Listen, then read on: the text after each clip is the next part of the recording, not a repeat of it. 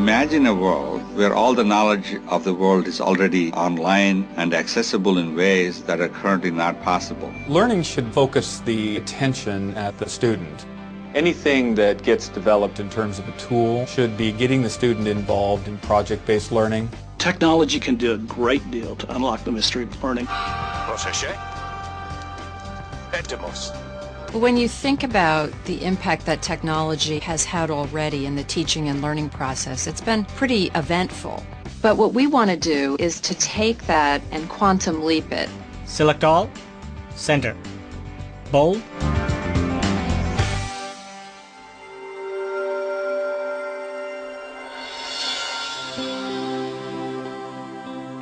A businessman, a teacher, and an engineer are collaborating remotely on a video report documenting the influence of technology on learning.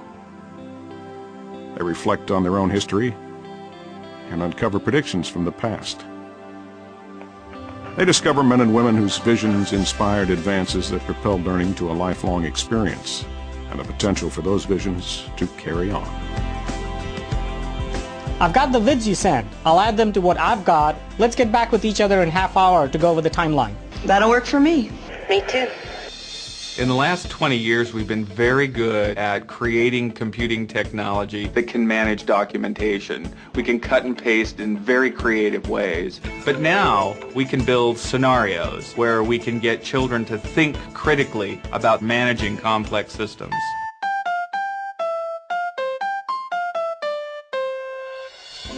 One of the most important dimensions of moving testing beyond where it is now is to move it out of this passive model into something that's much more engaging, much more forceful, and ultimately something that will help us to understand better the capabilities of the students that we're testing.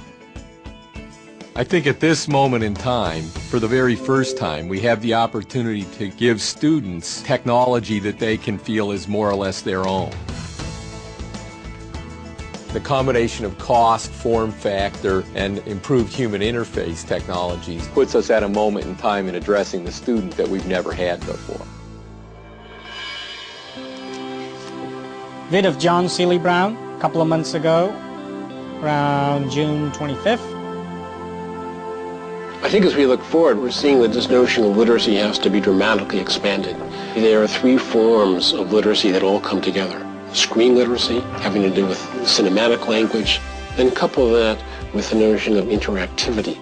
A third kind of screen literacy is how do you navigate on the screen through the infinite sea of information? How do you sense where to go? How do you feel comfortable in terms of finding your way through this very complex informational space? I've got a couple vids to add. I'll put them in now rather than sending them to you. Great. There's a power in virtual interaction, virtual learning, because it is seamless. It allows the individual to move effortlessly on to the next level of understanding. And the computer can interact in a way that the individual not only is steered, but is reinforced. So if we can increase enjoyment in learning and have people want to do it for its own sake, then you start a positive feedback cycle where enjoyment in learning begets the desire to do additional learning, and that builds on itself. I think that the interesting challenge we have as we go forward is to figure out how the virtual world augments the physical world. Not replaces it, but augments it.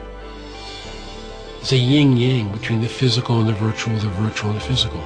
If we can understand that yin-yang relationship, I think we'll understand how to build incredibly powerful learning environments in the future. Talent is the key and education is the foundation. On one hand, we need to train a number of talented people who will enter the international front lines, master key technology, and be top-level design experts. It's so much easier to get something done with more minds than just one, because somebody could say something and that will click. You go, oh, I've got a great idea. And I think that's the way technology helps us if we're training our teachers to be able to work collaboratively, seamlessly in the curriculum. I just tell my kids, I have no idea what it's going to be like in the future for you, but you're going to need to know how to change, how to go from one thing to another thing. So if you can be a person who's successful at change, and you can be a lifelong learner, somebody who's willing to step in and learn, you are going to be the successful person. What we need to do in order to bring the enchantment of learning back to the student is work together with parents and policymakers and learning scientists and technology scientists and create an environment that is going to stimulate a new way of thinking about how we learn. That's going to be exciting.